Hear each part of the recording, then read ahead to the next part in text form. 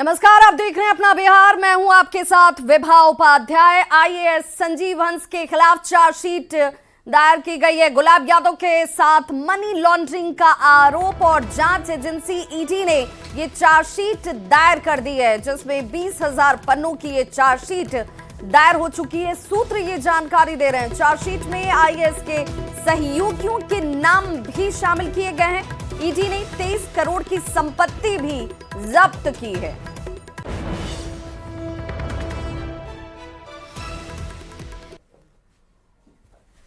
तो आइए संजीव हंस के खिलाफ देखिए अब मुश्किलें और ज्यादा बढ़ती हुई, जिसमें चार्जशीट दायर कर दी गई है गुलाब यादव के साथ मनी लॉन्ड्रिंग का ये पूरा मामला। और इस वक्त इस खबर पर ज्यादा जानकारी के साथ जुड़ गए हैं दिल्ली से हमारे संवाददाता शंकर आनंद। शंकर आनंद, एक और मुश्किल का दौर सामने आता हुआ आईएएस संजीव हंस के लिए, क्योंकि अब चार्जशीट दायर हो चुकी है। निश्चित तौर पे कह सकते हैं कि जांच एजेंसी ईडी के द्वारा जिस तरह से एक बड़ी कार्रवाई को अंजाम दिया गया है, आईएएस अधिकारी संजीव हंस और उससे जुड़े हुए कई अन्य आरोपियों के खिलाफ चार्जशीट दायर किया गया है। और इस चार्जशीट में जो प्रमुख 5 आरोपी हैं उनके बारे में मैं बताना चाहूंगा, जिसमें कि जिनको आरोपी बनाया गया है, जिसमें कि संजीव हंस है, इसके साथ ही प्रवीण चौधरी और पुष्पराज हैं, जो बेहद करीबी माने जाते हैं। इनके खिलाफ भी चार्जशीट दायर किया गया है। इसके साथ साथ कुछ अन्य कंपनियों के खिलाफ भी चार्जशीट दायर किया गया है। ये जो चार्जशीट है तकरीबन 20,000 पन्नों का है। तो समझा जा सकता है कि जांच एजेंसी के द्वारा इस मामले में चार्जशीट का जो दायरा है वो कितना आगे बड़ा होगा, जो तफ्तीश का दायरा है वो कितना बड़ा होगा। तफ्तीश के दौरान में मिले तमाम सबूतों और दर्ज बयानों के आधार पर इस चार्जशीट को दायर किया गया है।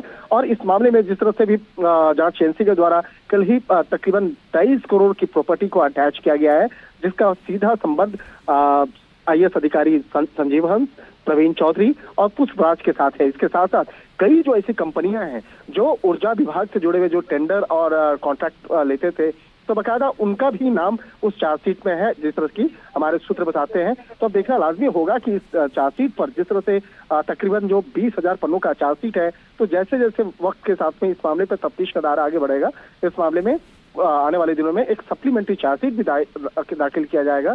और इस मामले में अब तक 11 आरोपियों को गिरफ्तार किया गया है, जिसमें कि 5 आरोपियों के खिलाफ ये चार्जशीट दायर किया गया है।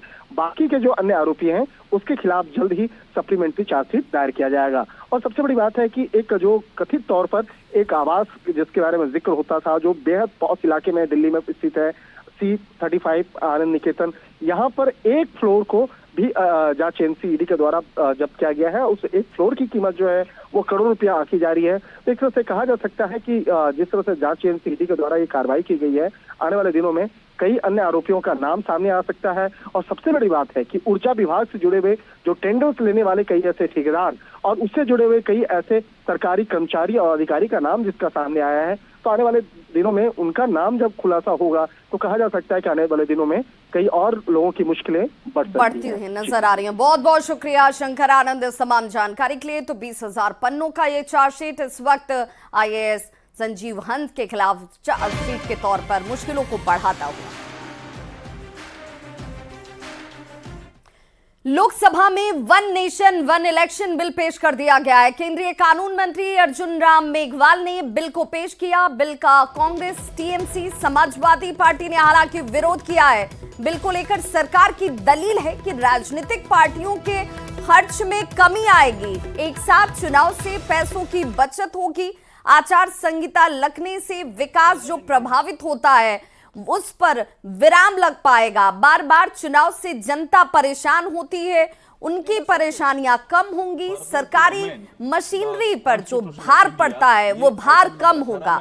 वहीं विपक्ष का इससे बिल्कुल विपरीत ये कहना है कि राष्ट्रीय और स्थानीय स्तर पर मुद्दे अलग होते हैं, एक साथ चुनाव से फैसले प्रभावित होंगे, केंद्र सरकार की जवाबदेही कम हो जाएगी, सरकारी पैसों की बचत की बात जो कही जा रही है वो पूर्णतः गलत है। बड़ी संख्या में ईवीएम की व्यवस्था आसान नहीं होती।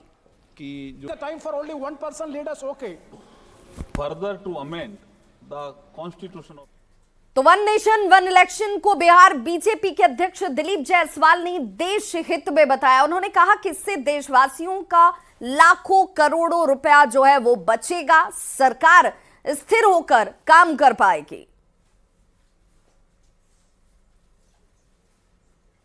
एजेंडा है कि हम देश में कैसे विकसित देश बना सकते हैं। One nation one election bill आने से सबसे बड़ा फायदा देशवासी को होगा कि लाखों करोड़ रुपए का खर्च बचेगा पूरे देश में। दूसरा, पॉलिटिकल लीडर सालों भर इलेक्शन ही लड़वाते रहते हैं। सभी दल के नेताओं को जो है सिर्फ एक ही काम रहता है, इलेक्शन लड़ाओ, इलेक्शन लड़ाओ।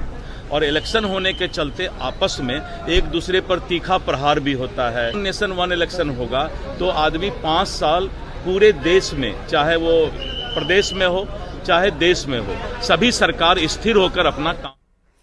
और चलिए आपको सीधे लिए चलते हैं लोकसभा, जहां पर इस बिल को पेश कर दिया गया है। अर्जुन राम मेघवाल क्या कह रहे हैं, जरा सुनते हैं। 72 उसमें लिखा हुआ है, election to parliament, to the legislature of states and to the offices of president and vice president the election commission के अनुसार केंद्र सरकार को शक्ति प्रदान करता है। सर, ये आपका जो यूनियन लिस्ट है उसका एंट्री 72। और ये संशोधन राज्यों को संविधान प्रदत्त शक्तियों को न तो कम करता है और न ही छीनता है। सर, ये जो संशोधन है एकदम संविधान सम्मत हम लेकर के आए हैं। अब एक विषय आया बेसिक स्ट्रक्चर का, इसमें 2 मिनट में बोलना चाहता हूं। बेसिक स्ट्रक्चर पे सर्वोच्च न्यायालय ने, माननीय सर्वोच्च न्यायालय ने केशवानंद भारती केस में 1973 में इस फेडरल स्ट्रक्चर के बारे में बात की है। उसमें 5-7 बिंदु उन्होंने तय किए हैं। बाद में और मामलों में भी कुछ बिंदु जोड़े हैं, कुछ विषय, जैसे judicial review, federal character of the constitution, separation of power between legislature, executive and judiciary, secular character of the constitution, supremacy of the constitution. ये इस बिल में कहीं भी आघात नहीं हो रहा है, कुछ भी नहीं हो रहा है इसमें। जो बेसिक स्ट्रक्चर में कहीं भी कोई छेड़छाड़ नहीं की जा रही है। आगे मैं ये कहता हूं कि मैं ये कहना चाहता हूं कि सुप्रीम कोर्ट ने केशवानंद भारती जजमेंट के साथ साथ वामन राव, एल चंद्रन कुमार ने कुछ सब्जेक्ट और जोड़ा है, लेकिन ये इससे कोई ना तो संसद की शक्ति में कमी आ रही है और ना कोई विधानसभा में शक्ति दी है संविधान, उसमें कमी आ रही है। मैं एक चीज, जो बाबा साहब का यहाँ जिक्र आया और बाबा साहब के कोर्ट का भी जिक्र आया, मैं अध्यक्ष जी आपकी अनुमति से कहना चाहता हूं। 4 नवंबर 1948 को संविधान सभा में देखिए, प्रधानमंत्री नरेंद्र मोदी जी ने मुझे ये अवसर दिया है। बाबा साहब भीमराव अंबेडकर पहले इस देश के कानून मंत्री थे। जिस वर्ग से बाबा साहब आते थे उसी वर्ग से मैं आ रहा हूं। ये नरेंद्र मोदी जी ने बहुत बड़ा अवसर दिया है मुझे। तो अध्यक्ष जी, मैं ये बात सदन में रख रहा हूं, इसलिए मैं कह रहा हूं कि संविधान सभा में बहस के दौरान, now you have to listen to me, संविधान सभा में बहस के दौरान you have objected, so you have to listen to me. संविधान सभा में बहस के दौरान 4 नवंबर 1948 को बाबा साहब ने क्या कहा? संघवाद का मूल सिद्धांत यह है, बाबा साहब का कोट है ये, आई एम कोटिंग इट। संघवाद का मूल सिद्धांत यह है कि विधायिका और कार्यपालिका की सत्ता केंद्र और राज्यों के बीच केंद्र द्वारा बनाए गए किसी कानून के द्वारा नहीं बल्कि संविधान द्वारा ही बंटी होती है। क्या? Union list, state list, concurrent list. हम किसी सूची में कोई संशोधन नहीं कर रहे हैं साहब। कैसे संघवाद पे चोट कर रहे हैं? हम नहीं कोई चोट कर रहे हैं। दूसरा, बाबा साहब ने कहा था भारतीय संघ राज्यों के बीच किसी समझौते का परिणाम नहीं है। ये बाबा साहब का कोट ही है कि भारतीय संघ राज्यों के बीच किसी समझौते का परिणाम नहीं है। राज्यों को फेडरेशन से अलग होने का अधिकार नहीं है। फेडरेशन एक संघ है और इसका स्वरूप अविनाशी है, कोई नहीं बदल सकता फेडरल स्ट्रक्चर को, ये बाबा साहब ने कहा। अब ये है ही नहीं विषय इसमें, ये राजनीतिक कारणों से इसका विरोध कर रहे हैं। अब आप देखिए, संसद के अनुच्छेद 327 के तहत लोकसभा और राज्य विधानसभाओं को चुनाव को एक साथ कराने के लिए संविधान में उचित संशोधन करने का अधिकार है, जब मैंने बताया। अब मैं एक बात, जो ये जो हमने जोड़े हैं आर्टिकल जोड़े हैं, हाँ ठीक है, आर्टिकल जोड़े हैं, उसमें मैं एक बात बात अध्यक्ष जी कहना चाहता हूं, जब बात जेपीसी की आई गई तो डिटेल चर्चा जेपीसी में होगी। आप कुछ तो बोल दें। हाँ, जेपीसी में होगी, लेकिन आज मैं चूंकि आपने अवसर दिया, मैं हमारे पूर्व राष्ट्रपति रामनाथ कोविंद जी का धन्यवाद करना तो चाहूंगा, और उनके जो एचएलसी में जुड़े हुए सदस्य हैं उनका भी धन्यवाद करना चाहूंगा। गृह मंत्री जी भी उसमें थे। कितने डिटेल डिस्कशन हुआ, ये कह रहे अचानक ही आ गया। अध्यक्ष जी, 1983 से चुनाव आयोग ने अपनी वार्षिक रिपोर्ट में लोकसभा और विधानसभाओं के चुनाव एक साथ कराने का विचार किया। 41 साल से पेंडिंग है ये। अलग अलग कमेटियों ने भी किया, स्टैंडिंग कमेटी ने भी किया, फिर एचएलसी गठित हुई, और ये कह रहे दलों से बात नहीं हुई।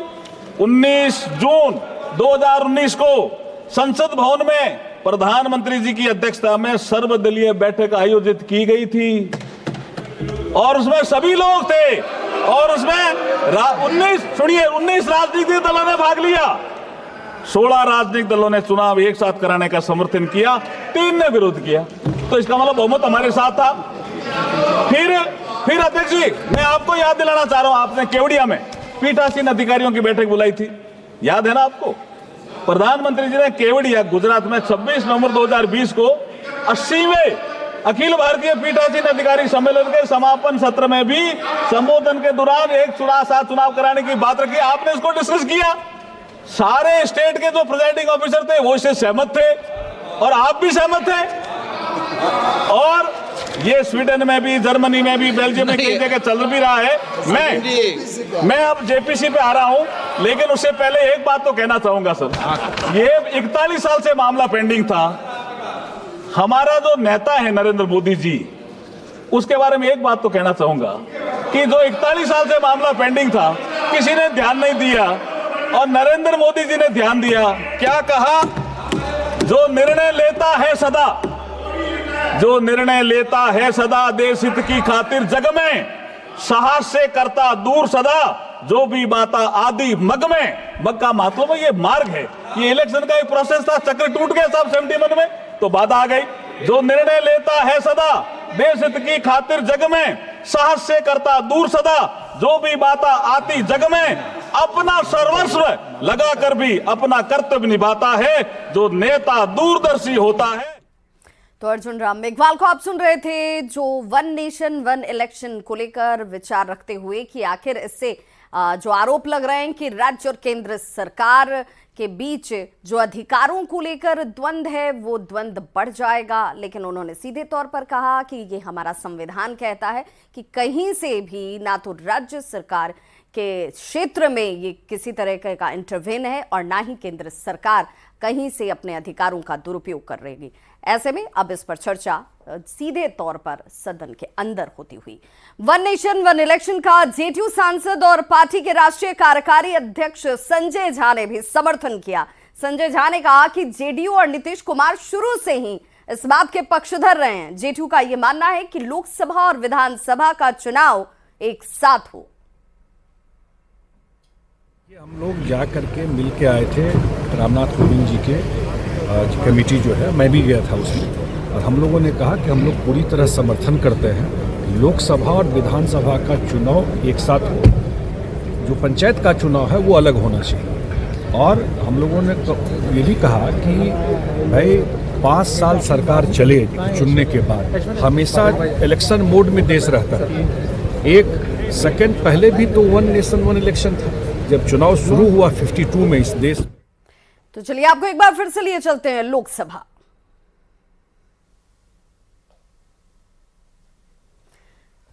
तो लोकसभा में यहां पर वन नेशन वन इलेक्शन, एक देश एक चुनाव, इस पर इस वक्त इस बिल को पेश करने के बाद पक्ष रखते हुए, जिसमें one nation one election bill क्यों जरूरी है, इसका औचित्य क्यों है, और लंबा इंतजार इसके लिए किया गया है, कैसे ये हमारे राष्ट्र के विकास में, अगर ये बिल पेश हुआ है और ये पास होता है, उसके बाद कैसे ये कारगर होगा, इसकी चर्चा इस वक्त की जाती हुई। हालांकि इसे लेकर विरोध भी जाहिर किया जा रहा है, सपा की तरफ से इसका विरोध किया गया। ये देश और राज्य हित में नहीं है, और ऐसे में जिस बात पर अंदेशा जाहिर किया जा रहा है विपक्ष की तरफ से, उन सारे अंदेशों पर जवाब रखते हुए अर्जुन राम मेघवाल। तो कानून मंत्री अर्जुन मेघवाल ने सीधे तौर पर कहा कि भाई यहाँ इस जगह पर जब हम बैठे हैं तो हमारा दायित्व संपूर्ण राष्ट्र के लिए है। कानून जो पेश किया गया है, जिस बिल की हम बात कर रहे हैं, एक देश एक चुनाव, आज के परिप्रेक्ष्य में इसकी आवश्यकता है। ये हम और आप सभी को समझना होगा, क्योंकि राष्ट्र हित में ये है और कैसे संसाधनों का सदुपयोग हो, ये सोचने के लिए, विचारने के लिए ही हम सभी का चयन किया गया। हम यहाँ पर राष्ट्र का प्रतिनिधित्व करते हैं और इसी दृष्टिकोण से जब इस बिल को पेश किया गया है तो यहाँ पर एक सार्थक चर्चा जरूर इस लेकर की जाती हुई। यहाँ पर अर्जुन राम मेघवाल जो हैं, उनकी तरफ से यहाँ एक एक बिंदु पर ध्यान आकृष्ट कराया जा रहा है लोकसभा में इस पर चर्चा के दौरान।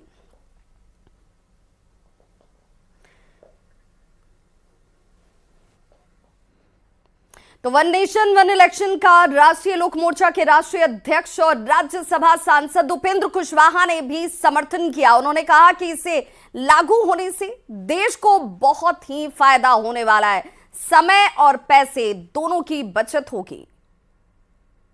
वन नेशन वन इलेक्शन बहुत ही अच्छा प्रस्ताव अगर पारित होता है, कानून बनता है, कार्यान्वित होता है तो देश को बहुत ही फायदा होगा। समय की बचत होगी, बार बार चुनाव होने से समय बर्बाद होता है, पैसा की बचत होगी, पैसा बहुत खर्च होता है। एक बार चुनाव होगा तो पैसा कम लगेगा, हर तरह से लोगों को सुविधा होगी। तो संविधान पर चर्चा के दौरान राज्यसभा में आज बीजेपी के राष्ट्रीय अध्यक्ष जेपी नड्डा ने एक बार फिर से लालू प्रसाद पर तंज कसा। जेपी नड्डा ने कहा कि 1975 में इमरजेंसी के दौरान मीसा यानी कि maintenance of internal security act के तहत लालू प्रसाद जेल में थे। बेटी का जन्म हुआ तो नाम मीसा रख दिया गया, लेकिन आज वो उसी कांग्रेस के साथ हैं। 1 लाख से ज्यादा लोगों को मीसा और डीआईआर में बंद किया गया। अब देखिए, ये जर्नी में बातें आती हैं तो ध्यान में रहती है। मनोज जी बैठे हैं, हमारी मीसा भारती जी पहले सदस्य रही हैं यहाँ की, आजकल लोकसभा की सदस्य हैं। आप लोगों को मालूम नहीं होगा उनका नाम मीसा क्यों पड़ा।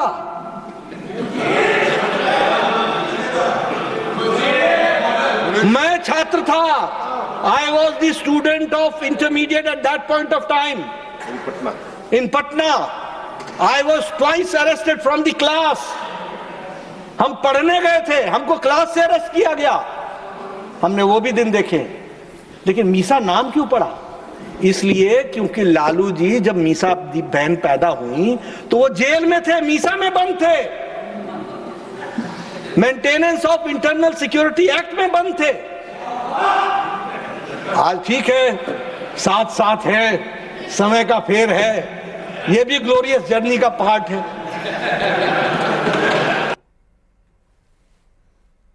क्या नीतीश कुमार का हाल भी एक नाथ शिंदे जैसा होगा? इस सवाल पर अमित शाह की चुप्पी पर आरजेडी ने जेडीयू पर तंज कसा है और कहा कि 2025 के विधानसभा चुनाव के बाद जेडीयू खत्म हो जाएगा।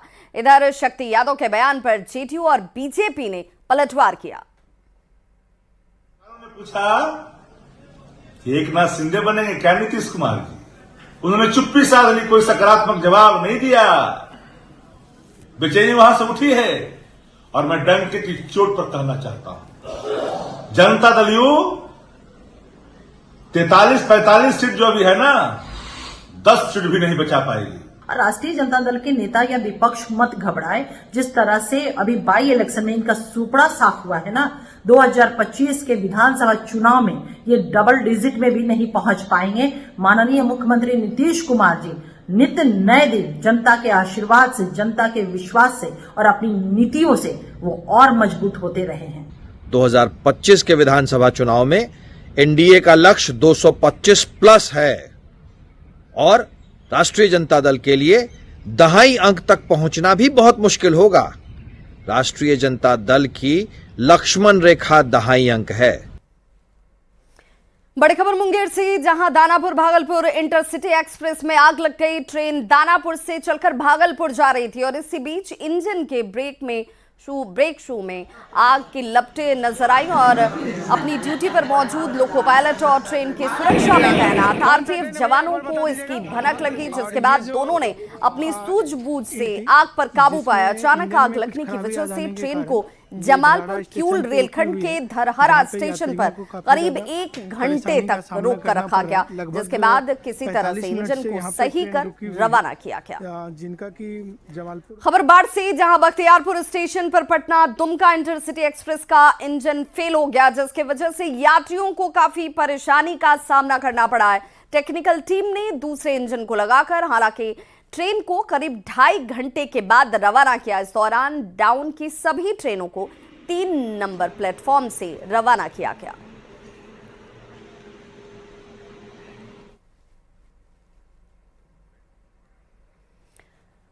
तो इस बुलेटिन में बस इतना ही, लेकिन न्यूज़ 18 बिहार झारखंड पर खबरों का सिलसिला लगातार जारी है।